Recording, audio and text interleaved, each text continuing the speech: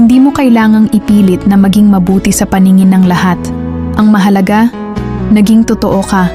Minsan ibinigay mo ang kaya mo, kahit hindi nila nakita o pinahalagahan. Huwag kang mabuhay sa paghahanap ng pag-apruba ng iba.